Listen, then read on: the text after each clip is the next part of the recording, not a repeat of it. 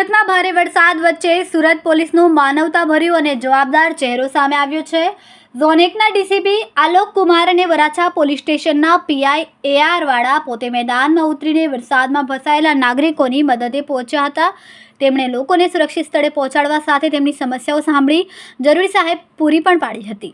શહેરમાં ટ્રાફિક વ્યવસ્થા ખોરવાય નહીં તે માટે પોલીસ દ્વારા સતત દેખરેખ રાખવામાં આવી રહી છે।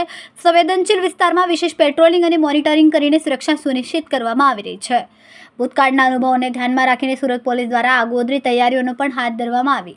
આશરે 20 દિવસ પહેલા પોદ્દાર માર્કેટમાં પાણી ભરાવાના કારણે વેપારીઓને ભારે આર્થિક નુકસાન વેઠવું પડ્યું હતું। આ ઘટનાની ગંભીરતાને લઈને ડીસીપી આલોક કુમારે પોદ્દાર માર્કેટની મુલાકાત લઈને પરિસ્થિતિનું નિરીક્ષણ કર્યું। વેપારીઓ સાથે ચર્ચા કરીને આગામી વરસાદી પરિસ્થિતિમાં સતર્ક રહેવા અને જરૂરી સાવચેતી રાખવા અપીલ કરી। કેમેરામેન હર્ષદ પાટીલ સાથે સુનિલ પાટીલ, સમય મીડિયા ન્યૂઝ, સુરત।